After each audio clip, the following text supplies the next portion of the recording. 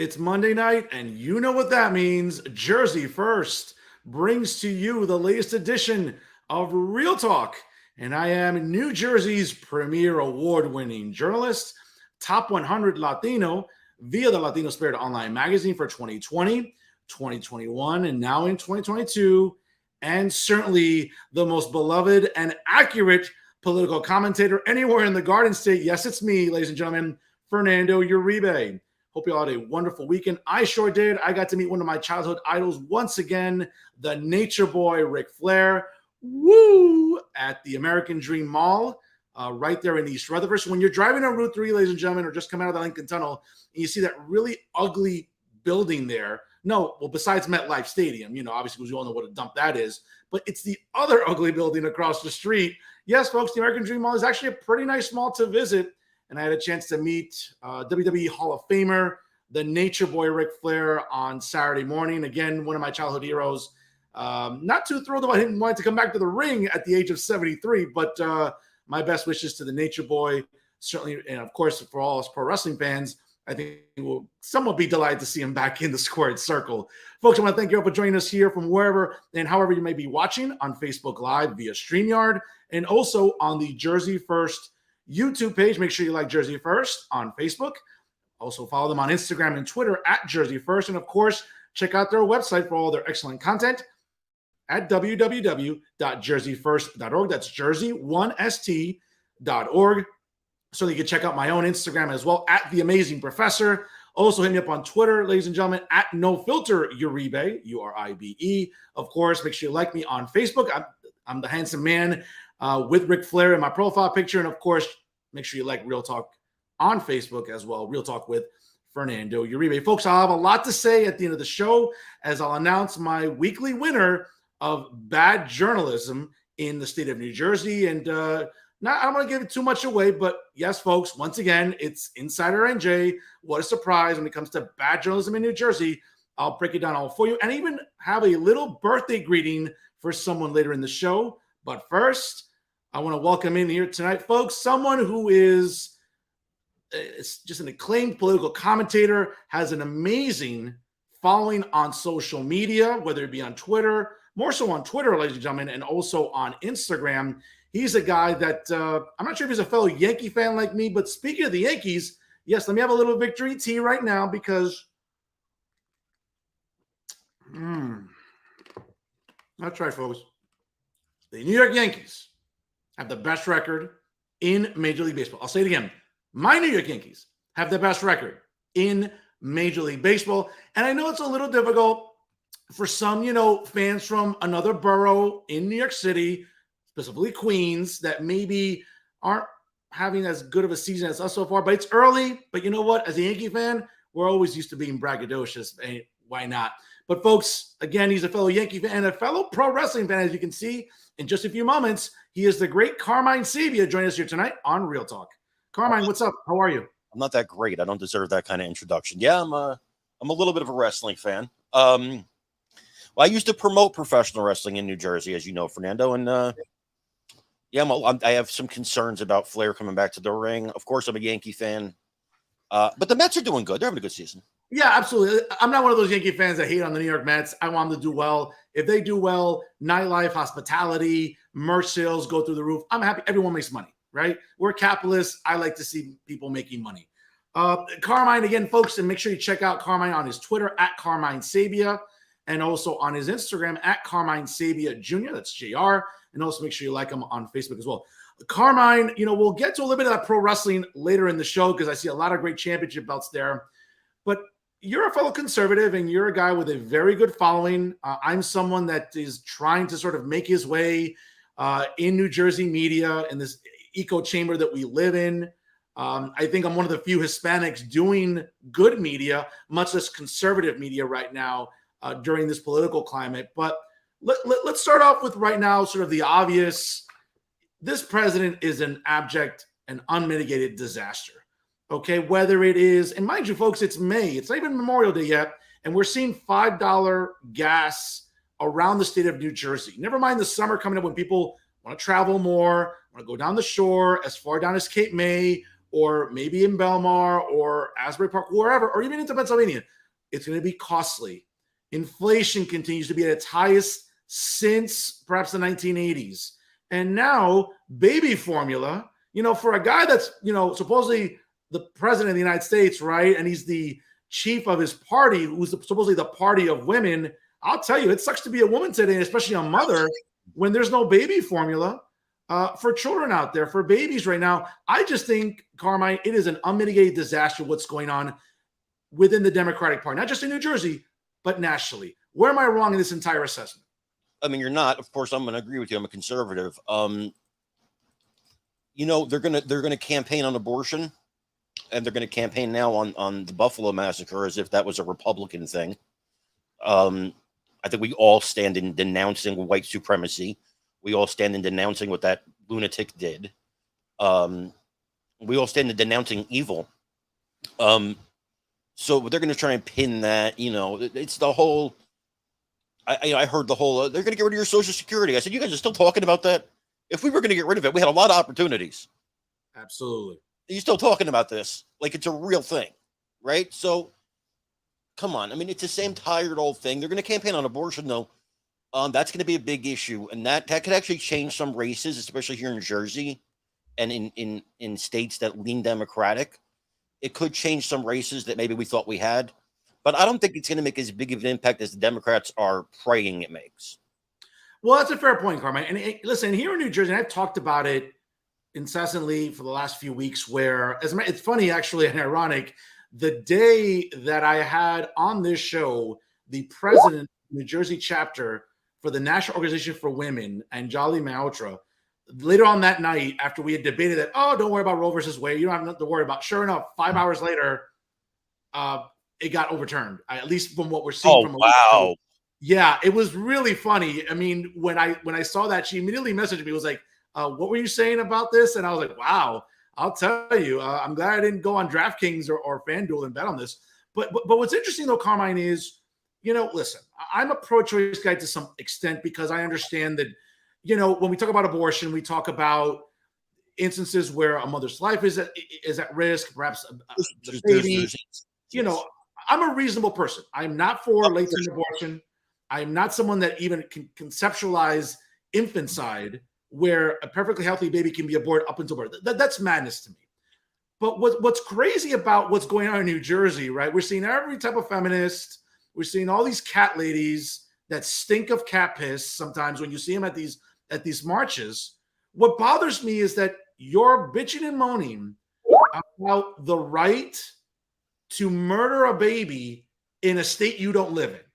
And that's where I think this is where I find this completely. That's something I found interesting too, Fernando.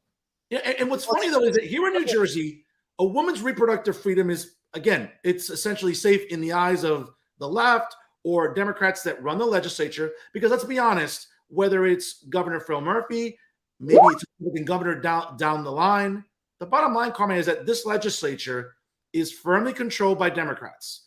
Some moderate Democrats, not some woke crazy leftists per se. There's some, but for the most part, they're moderate Democrats. That's not going to end anytime soon.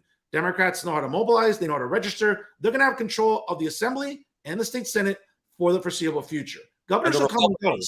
The Republicans we get. Yeah, I'm sorry. No, the Republicans we get in New Jersey, they're not Texas Republicans.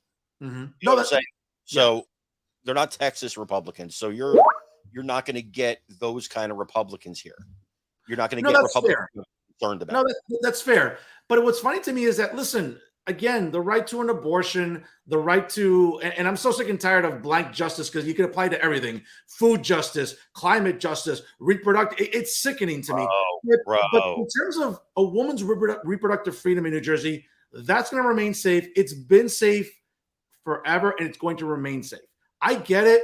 This is a really great cause to galvanize, to raise money, right? Planned Parenthood, Women for Progress, that insufferable nonprofit in Bergen County with a bunch of do-nothing housewives that bitch and moan all day. I get it. This helps raise money. It helps create GoFundMes. But at the end of the day, in New Jersey, women's access to abortion is safe. It's going to remain safe, okay? What happens in Texas, Alabama, Mississippi, Florida? Ladies, newsflash, It doesn't concern you. Just like in Texas, they don't care about how much we coddle illegals or how much we spend irresponsibly on the state budget. They don't care about us any more than we should care about them. So I just find this hysteria to be manufactured like a lot of what the left does, Carmine. Absolutely. It is manufactured. And look, again, like I said, they know abortion's not going anywhere in New Jersey. I hear Phil Murphy campaigning on it. I'm going to do this to protect women's reproductive rights, and I'm going to do that to protect women's reproductive rights. Governor Murphy, they're not at risk. And what else can you do? You have it until the day they give birth. They're allowed to abort their child. What else can you do? Are you going to allow them to kill the kid after it's born? How much further can New Jersey go in protecting a woman's right to choose? Okay, which, by the way, and for any number of reasons, and I'll get hate mail. Listen, send the hate mail to me on Twitter. I collect it. I have a file folder on my computer, says hate mail. So I actually do. I actually seriously keep a file folder of my best hate messages. So if you're going to tweet me hate messages, please make them good and make them exciting and make them interesting. Now, I'm against abortion because I'm a Christian. Okay, fair. From the minute of conception, the breath of God has been breathed into that child. He says, I knew you before I formed you in the womb. To me, God, and I know this for a fact, God doesn't make mistakes. So when you have an abortion, you're trying to override God's decision. That being said, I can't force my religious beliefs on you. So I understand if there are laws that go against my religious beliefs. I may not like them, but they are the law of the land. What I think where they're losing the argument when they say, look, 80% of Americans support, legal abortions. Okay, fair enough. Now break it down. Now break it down to how many of those 80% support abortions with restrictions, with reasonable restrictions, because that's what we're talking about here, Fernando. Some of these people on the left are so far gone that 5 minutes before you give birth, you can abort that kid. And so what I'm saying to you is, if they're allowed in the 9th month, how much further? Well, what if the mother can't afford the kid, or in the 8th month, she lost her job and now she can't afford it? Well, what if after the baby's born, she loses her job? Can she shoot it? How far are you going? How far do you want to go with this right to choose? By the way, you had a lot of choices before you got pregnant. You had a lot of choices. Well, certainly, Carmine, listen, and those are all talking points that I know that as conservatives, we try to espouse consistently. And we'll move on in a moment because I really want to pick your brain about House races and what's going on else in the political climate. But again, when we talk about abortion, and listen, this has been leaked. Now, whether or not we're going to start losing faith in institutions like the Supreme Court, where we've always thought the judiciary is the most sacred of institutions, right? That is free from undue bias, of anything. My concern is right now that, listen, the last thing I want to see is these justices be unduly pressured to change their votes because of what's going on. It's funny about the left when they want to crucify or keep bitching and moaning about January 6th. And I get it. Listen, for the record, January 6th was an awful event. It should not have happened. We all denounced it. I denounced absolutely. It. But they are eerily silent about never wanting to prosecute one single person from the Summer of Love in 2020 when BLM and Antifa burned federal buildings to the ground. They burned police stations. Okay. And now somehow, for the left, justice is by mob rule, by wanting to go to the justices' homes in suburban Virginia or suburban Maryland or suburban Washington, D.C. and think that, listen, you can go protest all you want, but understand something that we know exactly where this is going. We want, at least on their end, what they're saying is we want justice by our rule, by mob rule. That's how we want you to rule from now on. And that's not the role of the judiciary. That's not the influence we should have in the judiciary, which arguably should be the most independent of the three branches. And you're not supposed to be able to intimidate justices or judges. That's against the law. Yes, exactly. That's a felony. Now, CNN, MSNBC, Uncle Dave with NJTV and NJPBS, Maxi Pizarro with Insider NJ, they will write about that stuff. Or Tom Moran with the Star Ledger. They won't write about that. They'll just focus on, well, it's these people's right to protest. I understand. Peaceful assembly. We get it.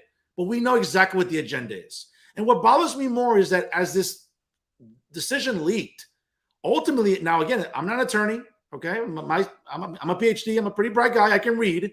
It's my understanding, Carmine, that what Justice Alito is going to reference in his decision is the idea that this is now going to be relegated to the states. Let the states decide. It's funny to me where, listen, right behind me, I said it last week, for anybody on the left that's watching this show, there's multiple copies of the Constitution behind me. I'll gladly pay the postage. As a history professor, I'll gladly mail it to you because there's something called the 10th Amendment, federalism, states' rights. And at the end of the day, let the states decide.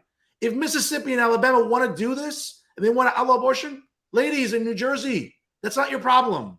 Okay? Worry about New Jersey. If the people of Mississippi and Alabama are against it, you know what they'll do? They'll vote those people out. Exactly. You don't live in Alabama. You don't live in Texas. You don't live in Mississippi or Florida. So don't worry about what they're doing. Again, I have plenty of people that live in Florida. Do you think that they care, Carmine, that, oh, we cater to illegals, that we coddle illegals and we spend millions of dollars to do so in New Jersey? I think they care that the country's doing that, but I don't think they care about New Jersey doing it. Well, of course. But, I mean, do Floridians and Texans? No. So don't worry about what's going on in Mississippi and Texas. If it's relegated to the states, as Justice Alito apparently is going to decide, right? So he's writing the majority opinion. It's 5 of them. Okay. Fernando, you have to understand something too, Fernando. They know about the 14th Amendment. They're going to talk a lot about the 14th Amendment, right? And everybody knows this. If you know anything about the law, even people that support Roe versus Wade will tell you they stretch the 14th Amendment to the breaking point. Yep, that's right. To create a make-believe right of abortion, okay?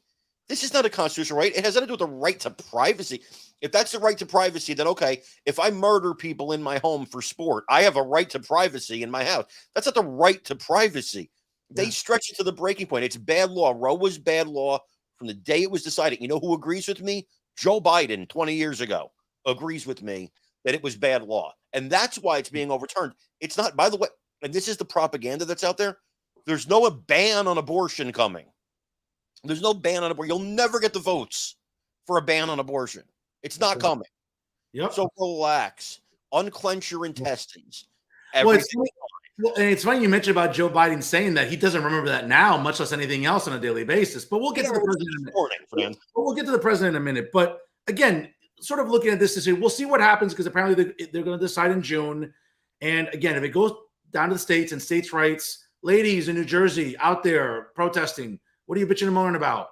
Don't worry about what's going on in other states. Let them decide, right? Unless you failed high school history and you forgot about the Bill of Rights and the 10th Amendment, don't worry about it. You're getting your pennies all in a bunch for nothing as far as I'm concerned. So let's see what happens when it comes to ultimately the final decision being rendered sometime probably at the end of June when the calendar comes to a close. They might rush this one a little bit because it's already out there. And I think they want to make people know.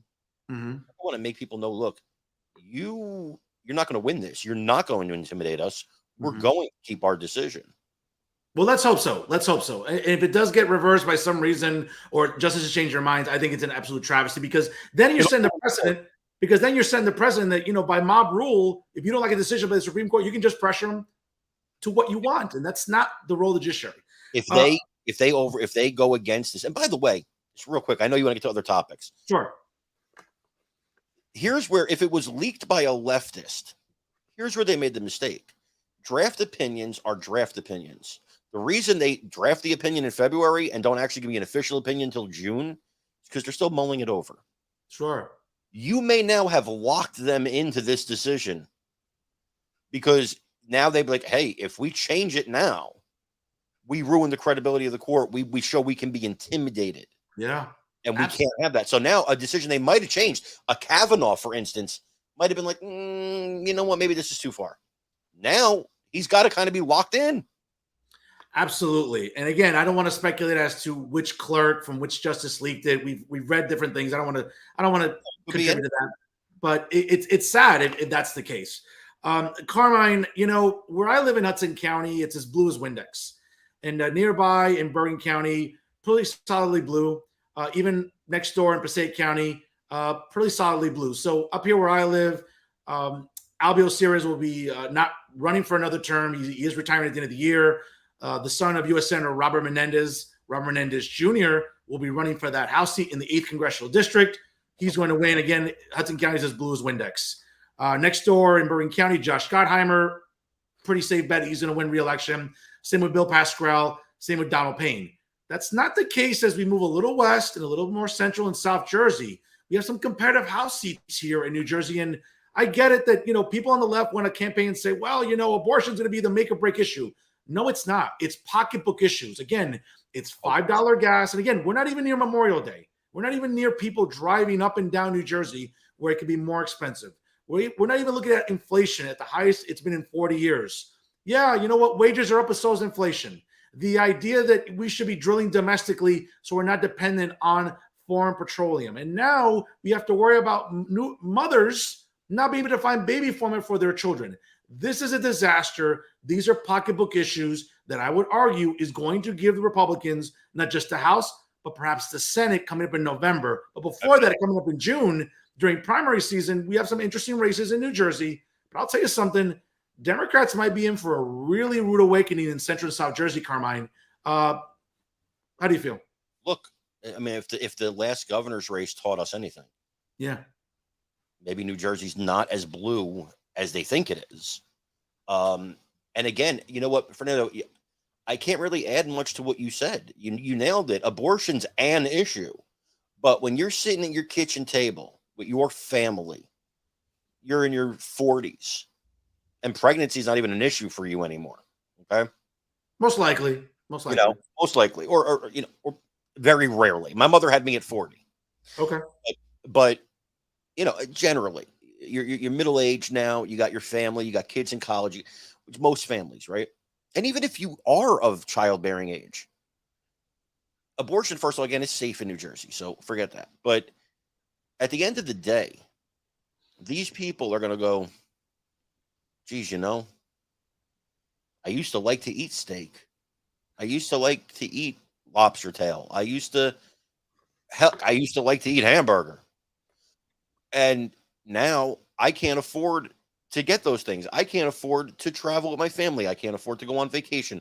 I can't afford the things that I like. Okay. I can't afford the things that I want. And so when that happens, they're like, well, here's abortion. And, here's abortion. Here's the other zillion issues that I have that are going to take precedence. It's always the economy. And James Carville said it the other day, leading Democrat strategist, very smart man. He said it the other day. He's like, if you think abortion's going to save you in the midterms, you're wrong. You have a serious problem here, because people at the end of the day, abortion's not an issue you face every day. That gas pump is.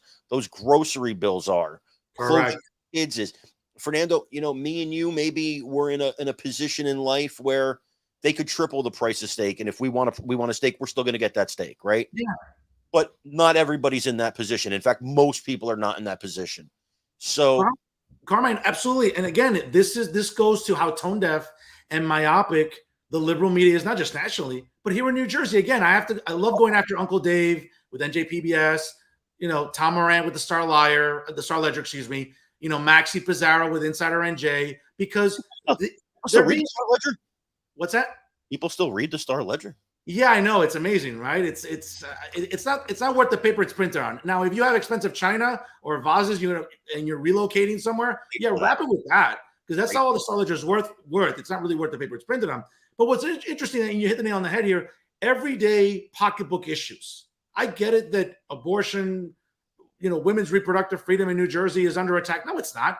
This is the most left-wing governor there is. So if there's anything more that Governor Murphy is going to do to protect reproductive freedom for women, I can't think of anything else. I think it's pretty much every box is checked off. Now, again, this is where Democrats, and again, historically, the opposing party tends to win the House in the first midterm election. It only happened a couple, handful of times where that was not the case. In 2002, under President George W. Bush, Republicans not just held the House, but also added seats. Same thing in 1934 under President FDR, where Democrats held the House and added seats. But for the most part, the opposing party tends to win during the midterms. Let's be honest. In 2018, there was a lot of outrage about President Trump. And what happened? Democrats went in, won the House, and won, not the Senate yet, but they won the House.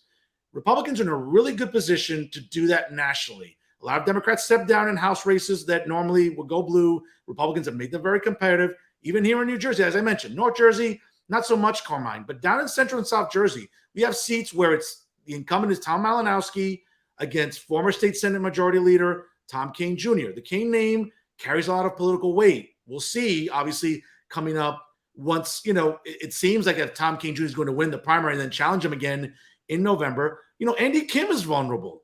I'm going to be talking to Ian Smith, the owner of the Attila's Gym, who's become sort of a viral hero on social media in the last couple of years with what he's been doing down in Belmar, New Jersey, not Belmar down the shore, but Belmar in South Jersey. He's running for House seat in the 3rd Congressional District.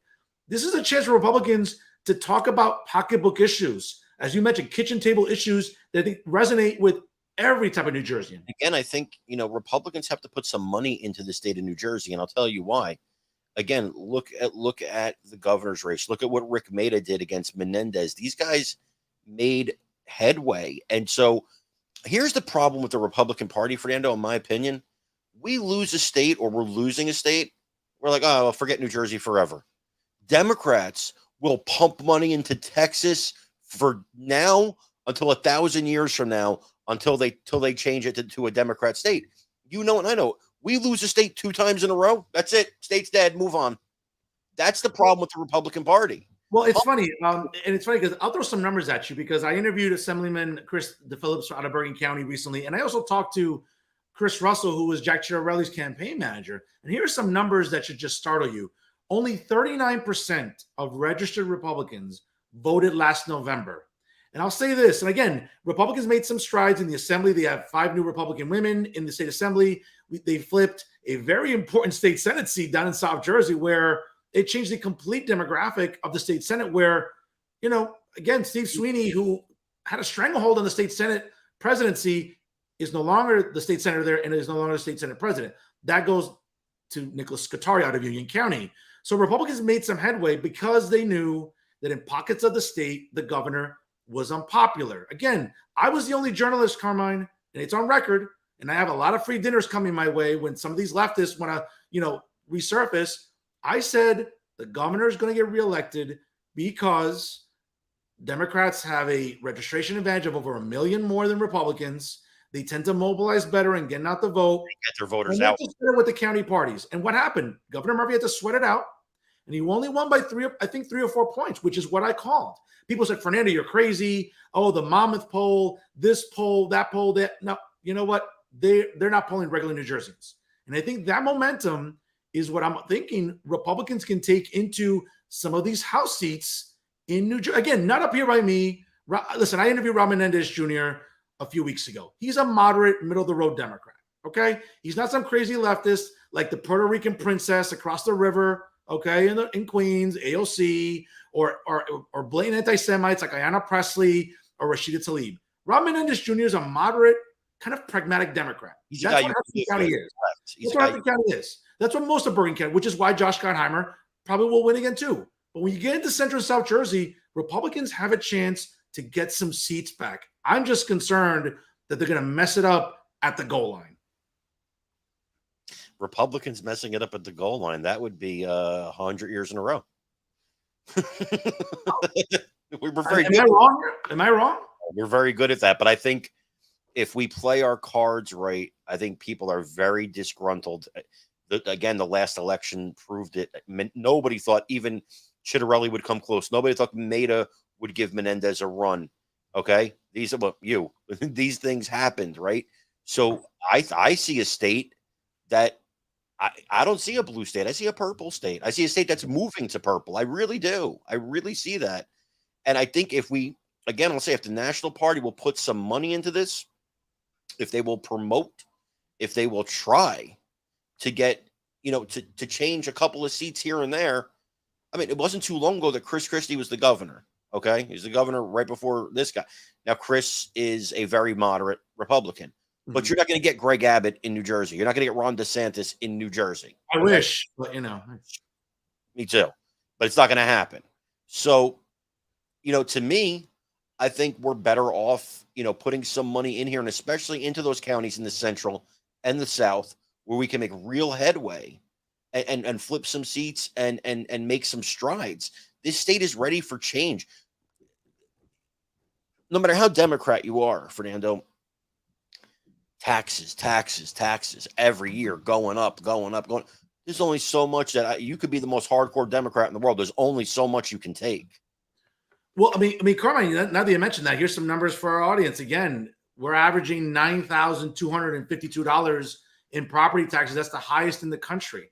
I mean, there are some municipalities all the way down in Union County, like Short Hills, that are averaging $24,000 in property taxes. You have some neighborhoods in Bergen County, Alpine, Crestkill, Dumont. I mean, we're talking about 10, 15, $16,000. I mean, listen, where I live in Hudson County, I mean, I'm very blessed to live where I live, but and I love my house here, but it's a small 50 by 100 lot in a kind of an urban area, right? I get it. I have a light rail 2 blocks from me. I can walk to Boulevard East and see New York City. I can be there in a few minutes. Traffic notwithstanding. But I get it. You're paying for location, but for a lot of New Jerseyans in suburban areas, listen, one thing COVID did, I would argue, is it really made a lot of people, city dwellers, reevaluate their residencies. And a lot of people moved down to the suburbs thinking, well, you know what? It's expensive to live in the cities, urban areas. Let me move out into the suburbs. Let me go on Route 80 a little bit. Let me go down the shore a little bit. Turns out it's just as expensive because New Jersey, again, and we're talking, and let's sort of transition now to some state issues, because the budget under state law, under the state constitution, has to be ratified by both chambers and signed by the governor by 11:59 p.m. on June 30th. If it is not, then on July 1st at midnight, the state would shut down. It's happened a couple of times in the last 20 years. It happened under Governor Christie in 2017, as he was really months away from the end of his second term. And in 2006, under Johnny Dollars, if you remember Johnny Corzine. All right. So it's happened a couple of times, not many. There's been some, to the race, at the buzzer, as they say, to get the budget signed. That's often how it happens. But we'll see what happens, because, again, we're about a little over a month away. And the budget right now still remains a big issue in New Jersey, whether it's about overtaxation, revenues, maybe a new tax. But, the budget has to be balanced and ratified by June 30th. And by the way, what's that? By the way, I keep hearing, and it's the national Democrat issue, right? But I keep hearing, the wealthy have to pay their fair share. They have to pay their fair share. They have to pay their fair share. They have to pay their fair share, which, by the way, here's what they say, because I always ask this question. It's the same as when they say everybody deserves a living wage, right? Fair share, living wage. They will never give you a number on either one of these things, because it's a continuously moving goal. No matter how much I pay in taxes, no matter how much Fernando pays in taxes, they would like us to pay more. Eventually, what happens is you tax the wealthy out of your state. And then these people that are paying a lot of taxes are now paying you no taxes, okay? Well, Carmine, what's funny about that, and it's interesting because, we all know that Florida Governor Ron DeSantis was in the headlines recently about going after Disney. And wouldn't you know that, when it suits the left and progressives and all the woke fools, right? Oh, we need to hold corporations accountable. We need to make sure that we put pressure on corporations to be fair and to be taxed the right way. Isn't it funny? Ron DeSantis did that to Disney. Oh, Ron DeSantis, what a totalitarian. What a fascist. What an authoritarian. Give me a break, folks. Make a decision. Those on the left, either you want corporations being accountable, because we hear it all the time, right? Against Amazon, against Target, against Walmart, whatever. That's fine, but be consistent. Be consistent and make sure that you're applauding Governor DeSantis instead of vilifying him. But what's the difference, too? What's the difference, Fernando? You also have, the Democrats change their tune depending on what it is. Liberals used to be pro-free speech. Oh, God. Yep. Free speech. Now they're totalitarians. Think like me or we'll shut you down. What happened? Liberals used to be anti-war. They wanted to punch a Nazi. I'm not going to get into too much about the war in Ukraine, but there's a lot of things that your listeners, I assure you, don't know about Ukraine, but we're pumping money in there like crazy. We're facilitating this war. We are slow walking, as Matt Gaetz says, we are sleepwalking into World War III, and the American people don't know it. If you don't follow politics every day like we have to, you don't know it. We are sleepwalking into World War III. We're this close because Russia at a certain point is going to say, yeah, you're not shooting at us, but you're supplying all the money and the weapons. And it's the same thing. What would we be doing if we were in a war with Afghanistan, which we were, right? And Russia was supplying nonstop weapons and money to Afghanistan? Would we sit idly by? Okay, so no matter what side of the issue you're on, Democrats used to be anti-war. Now suddenly they're like, go war. So, here's the thing about me and you. I'll hold my party to the fire. I know you will too. We'll hold our party's feet to the fire when they're doing things we disagree with. But it seems to me so often that Democrat voters just go along to get along. And as long as their team's doing it, they don't really have any principles that they stand for. You know what I'm saying? If a Republican came out tomorrow and he's like, I support abortion, right? Well, then I don't support you, Mr. Republican. You may be a Republican, but you're not my Republican. Well, I support raising taxes. Well, you're not my Republican then. I support bigger government. Well, then you're not my Republican then. There was times, and I'm friends with members of the Trump family. I'm friends with almost everybody that was on his staff. I mean, personal friends. I talked to these people, Fernando, and there were times where I called Trump out on things he did and things he said on Twitter. And I don't care if I upset some people because it has to be said. Carmine, absolutely, Carmine. Folks, if you're just joining us right now, it's 6:30 here on the East Coast. And my guest this week is acclaimed political commentator Carmine Sabia here on the latest edition of Real Talk via Jersey First. Carmine, you have really found a niche with what you're doing in conservative media. You have a great following on Twitter. You have a great following on Instagram. You have a great following on Facebook. You're very active. What prompted you to pursue? Because again, and we'll get a little bit into your background in pro wrestling, running a company, but eventually you transitioned into this. What was your epiphany into getting involved in media, and more specifically, conservative media? It's an accident. It was an accident, and I'm a capitalist. Those are the two things. So I was running a professional wrestling company, and I was working a regular job too, because there's not a lot of money in running a professional wrestling company, despite what anybody may think. And then I tell you, Fernando, I started out with a little account on Twitter. My first follower on Twitter, was the band Bon Jovi. I was over the moon. Oh my God, nice. Following me. Nice. Right? I love Bon Jovi. I'm a kid from Jersey in the 80s. I love Bon Jovi, right? Yep, same here. My first follower, right? So I'm like, oh man, I was Bon Jovi. And I'm like, I'm going to try this Twitter thing. Okay. And I'm commenting on other people's things. And I see my follower base kind of starting to grow, like everybody's does when you first get on there, right? I'm like, this is cool. Then I decided, for whatever reason, there was celebrities that were tweeting things. And I'm like, this kind of seems like a good way to actually talk to celebrities. And I started tweeting at Roseanne Barr or Rosie O'Donnell or somebody if I disagreed with them and telling them what I thought. All of a sudden, to my amazement, they're quote tweeting me and arguing with me. And I'm getting into these huge fights with top celebrities, and I'm nobody. I'm Johnny. Nobody knows who I am yet, right? Johnny from the street. So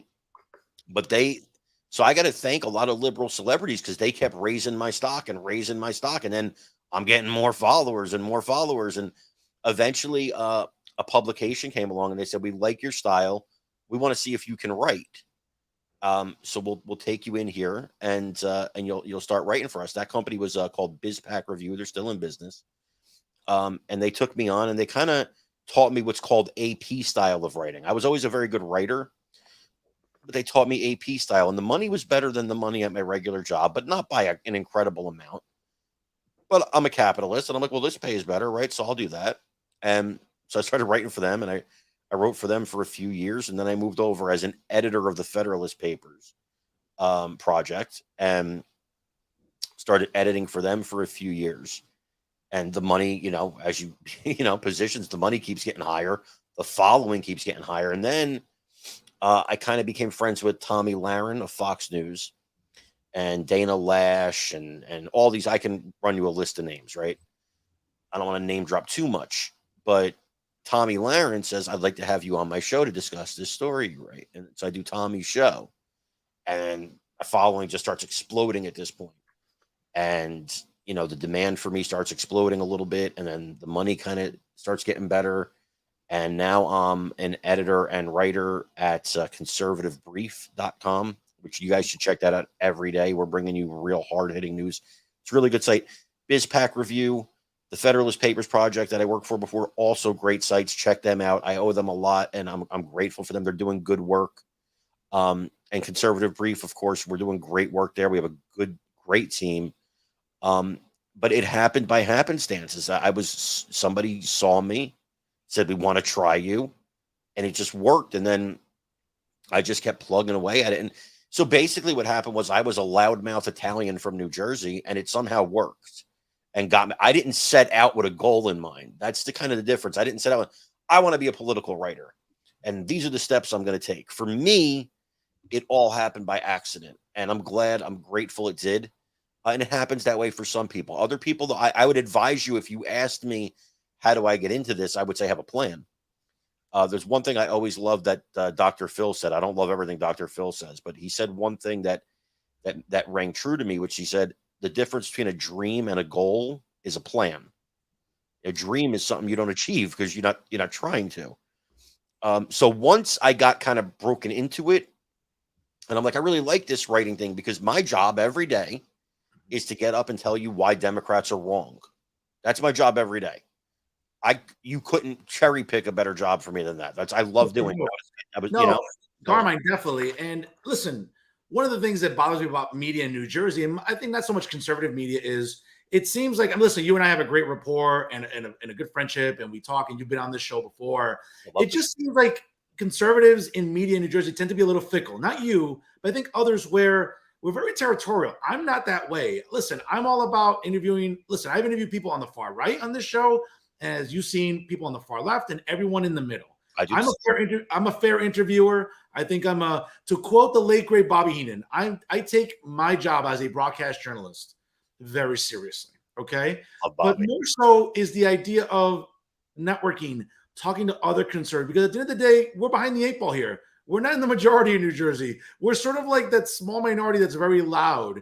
So I would just argue that I think we need to sort of work together more. I'm not saying you and me generically. I say this sort of, more so you out there. Like, I think we need to work together more and mobilize and unite, because again, our message resonates with everyday people, Carmine. Listen, I'm one of the few Hispanic, Latino, journalists out there in New Jersey doing opinion journalism. Okay. We all know that the few that do journalism are very far left, as I've mentioned them on this show before.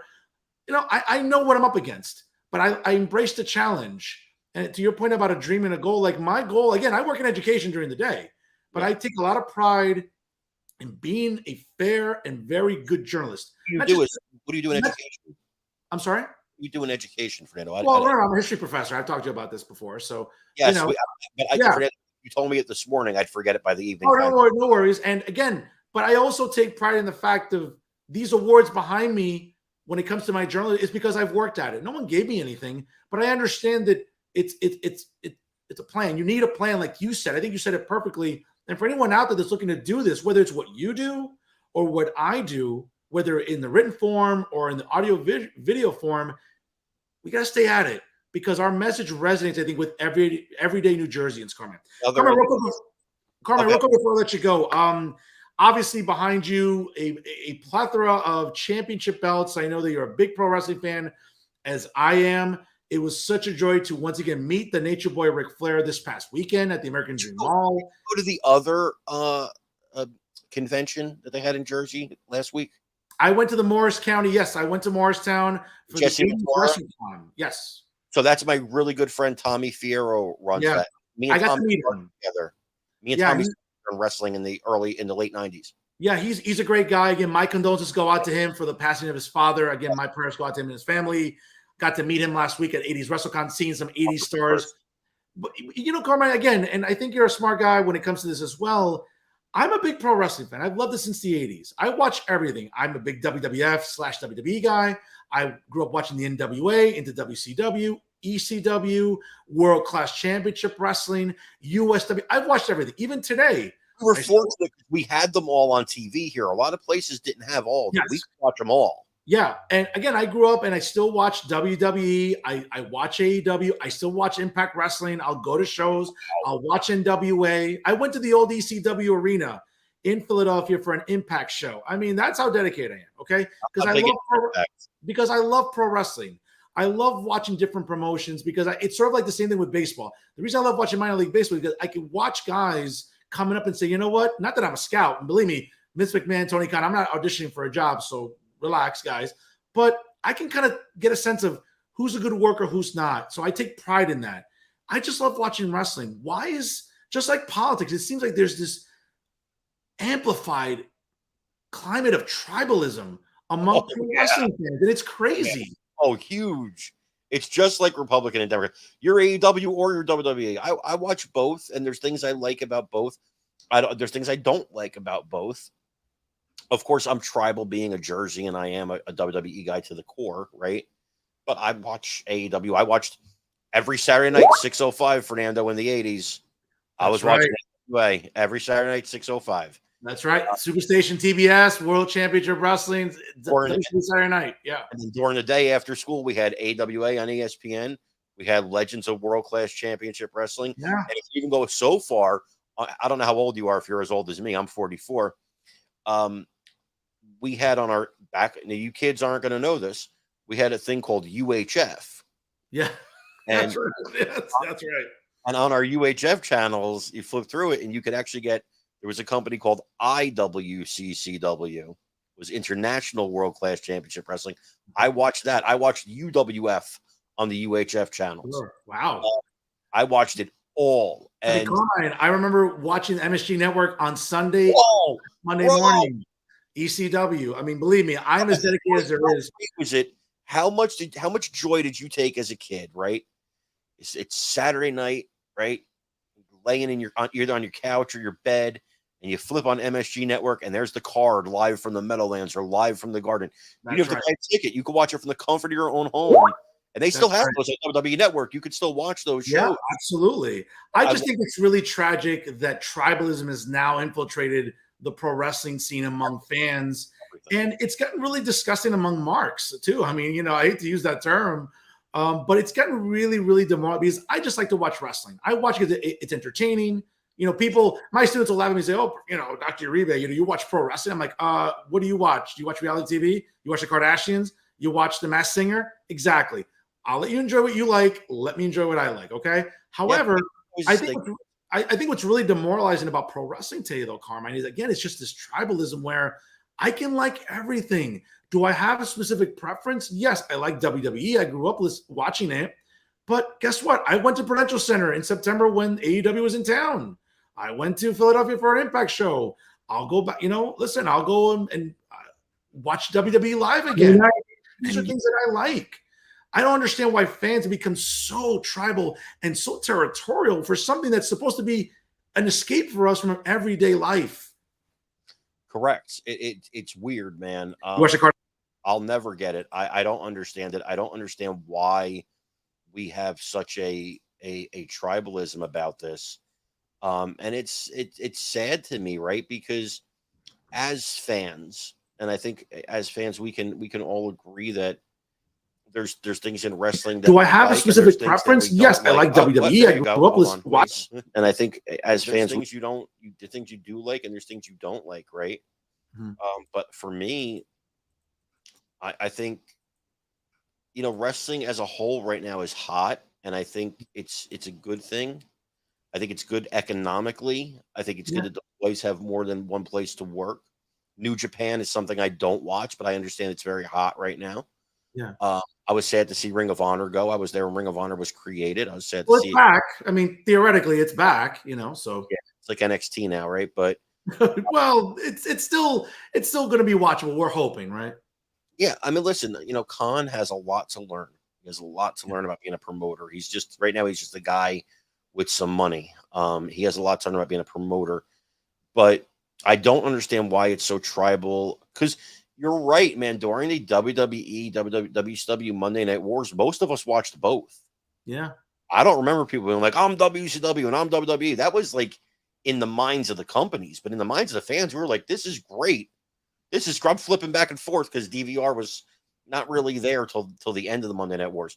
I'm flipping back and forth until Nitro decided they would replay their show right after it. So I was like, okay, I'll watch Raw and then I'll watch Nitro.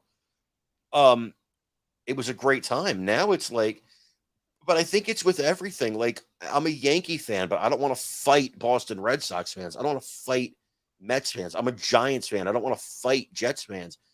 We come from a different time. Sure. I think now in this time, people have gotten in this country, and it's politics, it's religion, it's everything. You agree with me, or you're the devil. You're my enemy. And I mean hate, because I'm involved in wrestling. I do a wrestling podcast still, and you go in these message boards, these Facebook groups. Fernando, these people hate each other. Yeah. Because one likes one company and one likes the other. Yeah. Listen, it's even filtered down into comics. You're either a Marvel fan or a DC fan. Just enjoy the movies, enjoy the comic books, enjoy whatever form of entertainment helps you escape, obviously in a healthy way, from everyday life, right? From $5 gas, from a president that is cognitively declining, from a vice president that is clueless, from a House Speaker that is, drinking more than people that are recovering from AA meetings. I don't know. It's crazy. But Carmine, real quick, before I let you go, I really appreciate you taking the time to come on here. I know you're very busy. I know you do radio shows. I know you work, as you mentioned, you write for conservativebrief.com. I appreciate you taking the time to come on here. Two fellow patriots, two fellow conservatives, being able to shoot the breeze, kind of break down today's political climate. So I want to thank you for that. Please tell everyone you know how much you love Real Talk. Share the episode.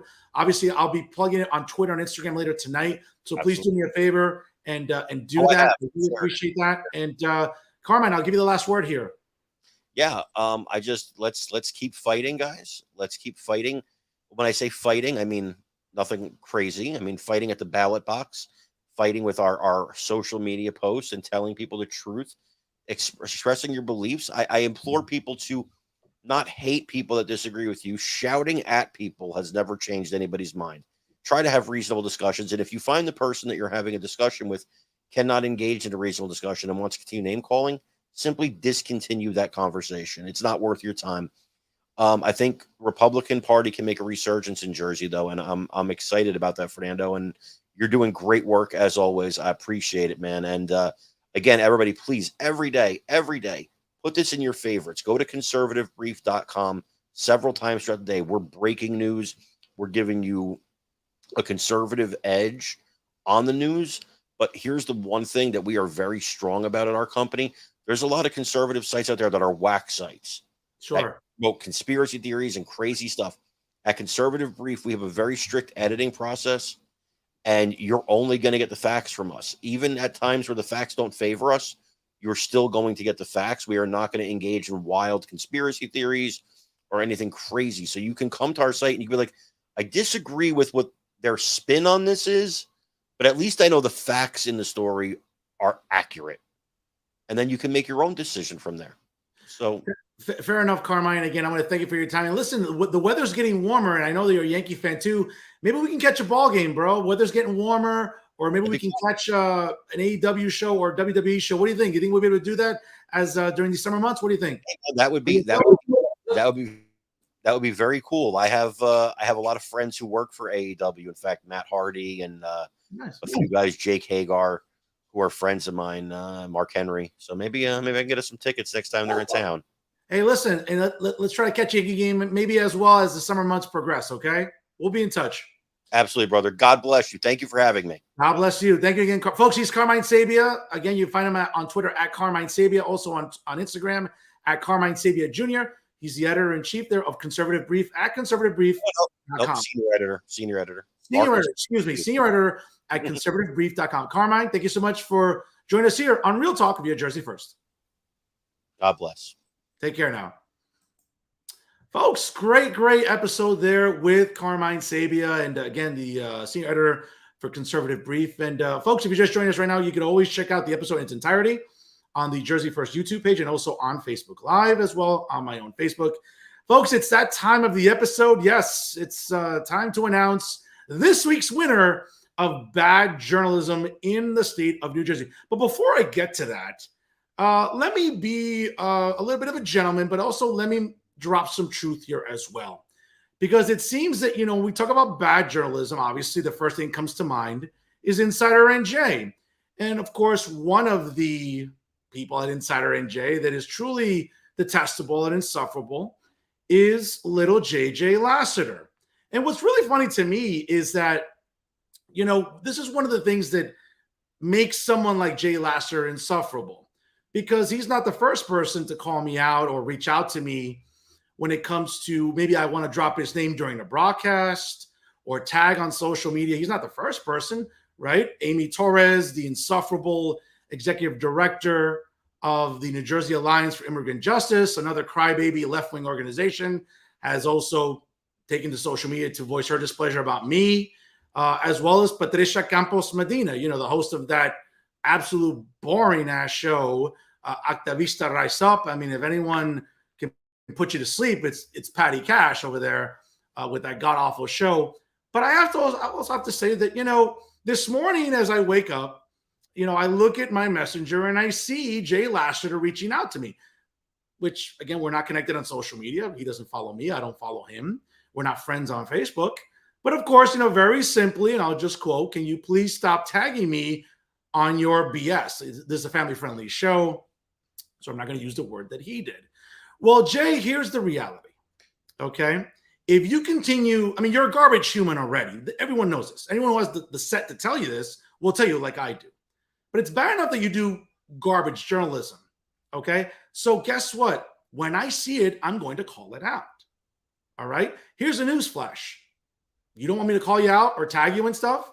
Stop being a garbage human and also a garbage journalist. And again, I don't reach out to you, so don't reach out to me, okay? Because here's a news flash for you, little JJ.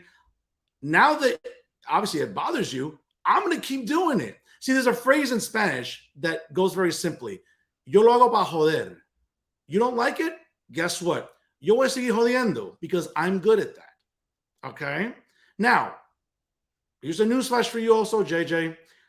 You can't really do anything about it. Actually, let me clarify that. There's nothing you can do about it. Fernando Uribe is going to do what he wants, when he wants. And there's nothing you can do to stop me. Okay? There just isn't. If you're being a garbage human, putting out insufferable columns and insufferable content, I'm going to call you out on it. Because again, I am now the official watchdog calling out bad journalism in New Jersey. Okay? And I get it that, you know what? Actually, let me be nice. Because I know you're celebrating a birthday this week. And you're a fellow Taurus like I am. So on behalf of my viewers here on Facebook Live and also on Jersey First, I want to wish you a happy 70th birthday. Yes, my God, 70. That's a big milestone, JJ. You look 70, man. Jesus Christ. I have softball gloves that don't look as worn out as you do. But again, it's not about aging gracefully, which someone like yours truly does, obviously. And unfortunately, you can't do that. But again, let me be nice. It's your birthday week. Happy 70th birthday, JJ. May you celebrate many more. It's a miracle you've gotten this far, obviously, right? By your own words.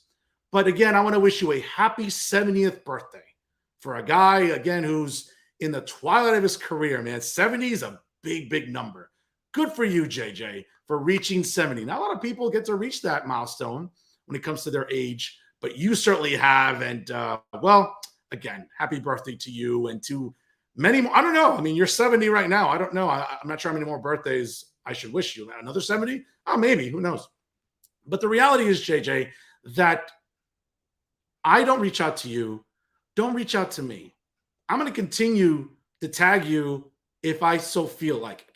See, the difference is, JJ, I don't acquiesce to you. I don't put you on some pedestal like some of your minions do in New Jersey, right? That want to kiss your posterior. I'm sorry, I'm not going to do that. Okay? I don't listen to women that I date. You think I'm going to listen to a little bitch like you? JJ, get real, bro. Honestly, whatever it is you're smoking, man, that must be an incredible batch of marijuana because, my man, you are seriously hallucinating if you think I'm going to listen to anything you're going to tell me. I'll keep tagging you. I'll keep doing whatever I want when I want because you can't stop me. Will you try to cancel me? Yeah, good luck with that, JJ. A white man trying to cancel a brown man. Yeah, let's see how far you get with that one there, sweetheart. Yeah, it won't get you anywhere. So again, don't reach out to me because I don't reach out to you.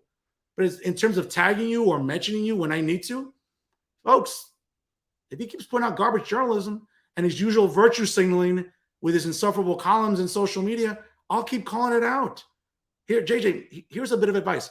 How about you stop being a garbage human being? Did that ever cross your mind? Yeah, maybe, again, you're 70 years old. You're turning 70 this week. Shouldn't you maybe want to be a little bit of a better person in your later years of life? I know, JJ, you need to do better. And again, as far as what I do and when I do, I'll keep doing it as long as I want to. Why? Because I'm Fernando Uribe. So again, happy birthday to you.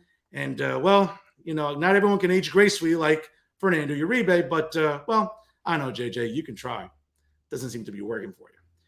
But again, before I close out the show, I wanted to put that out there about JJ Lassiter, but I also want to talk about the rest of the Lollipop Guild at Insider NJ. Okay, and of course, when we talk about the Lollipop Guild, we can't, bear not mentioning Maxi Pizarro, the editor-in-chief of Insider. And of course, I also want to go after him a little bit because he allows awful columns to get published. And the most recent one, again, and let me be very clear, because for the record, Alan Steinberg is a friend of mine.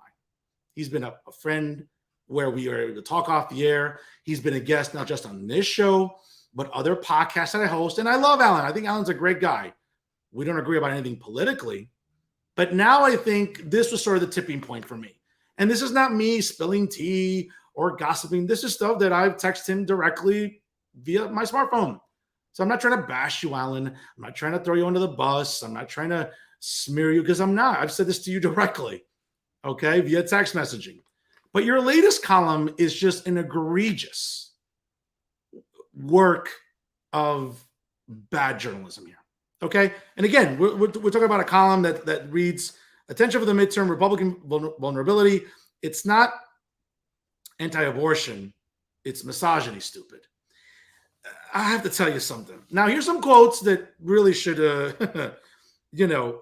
get you, not your blood boiling. I just have to laugh when I read this, right?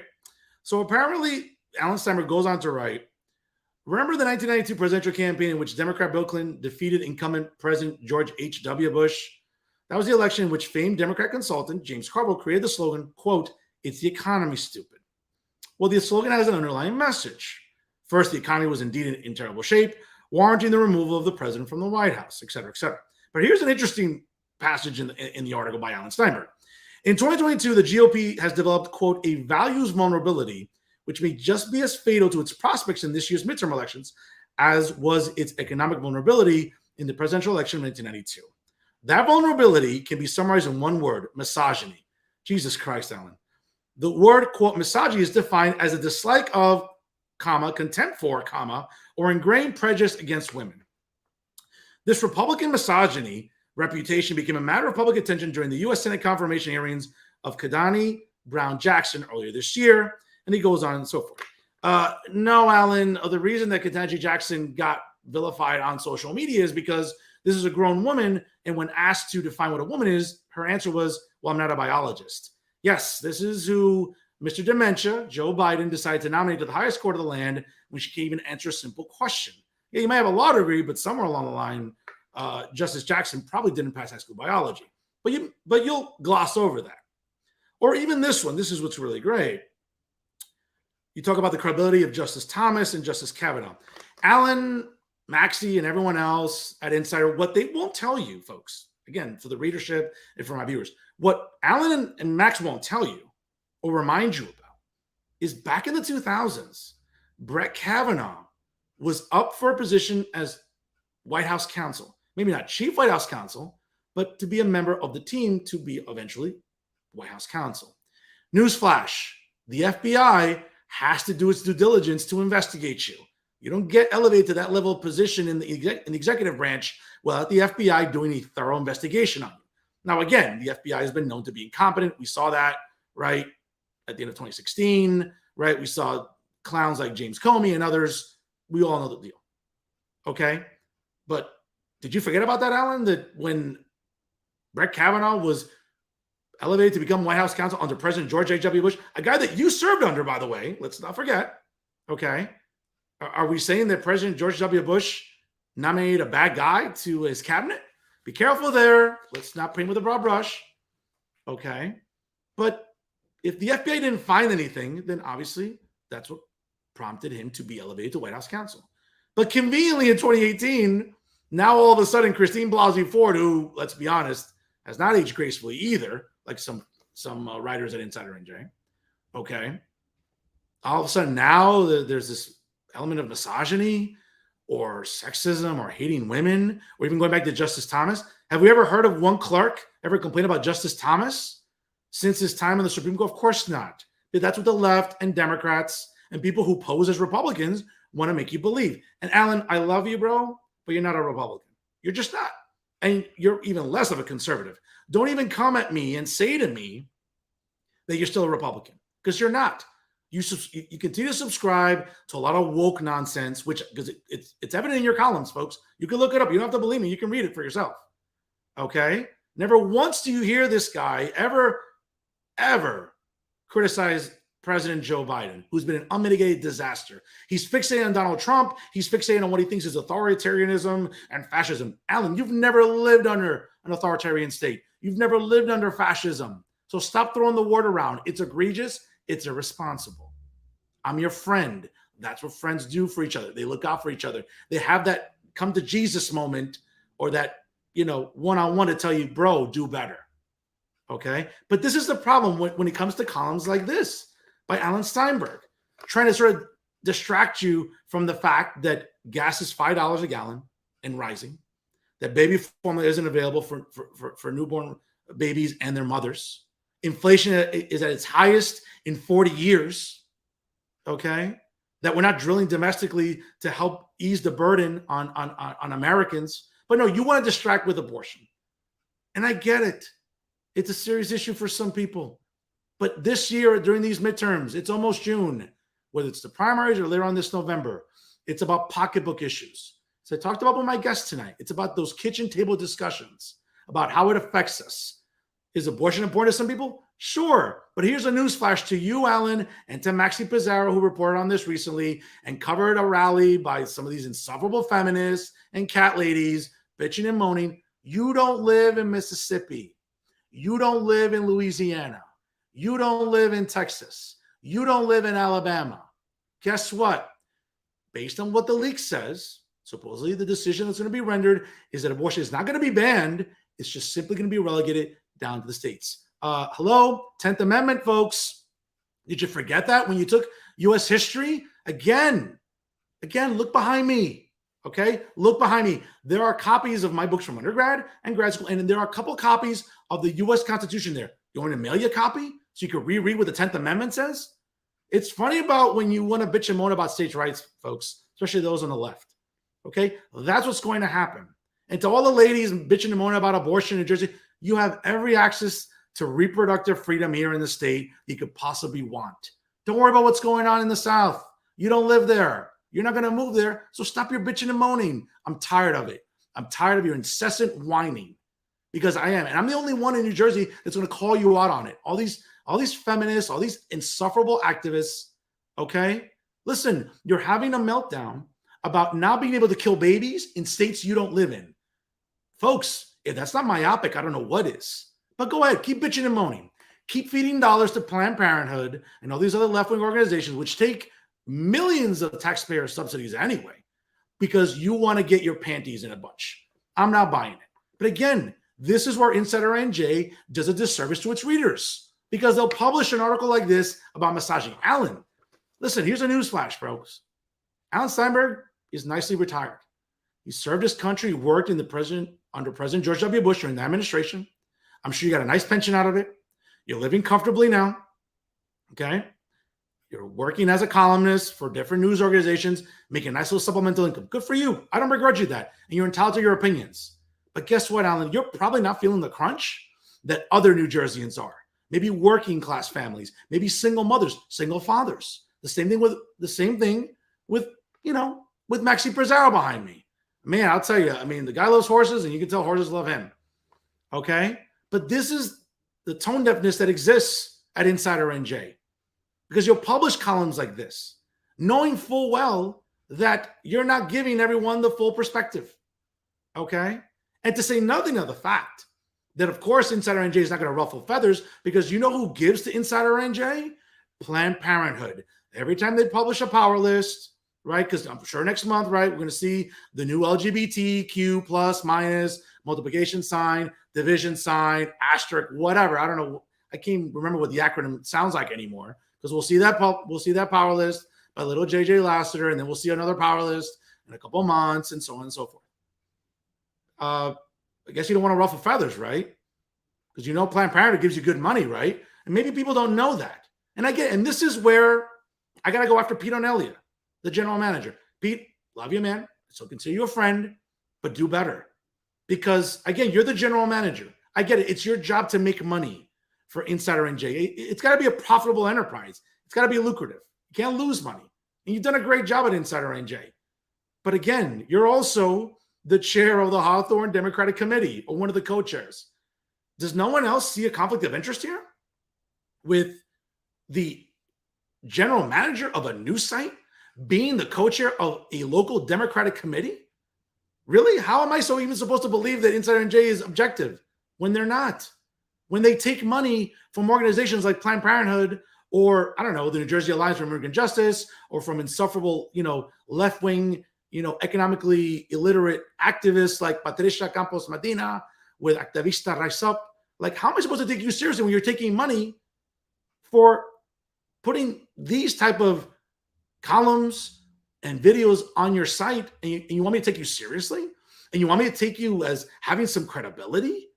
I mean, folks, this is the problem. And this is what Insider NJ excels at.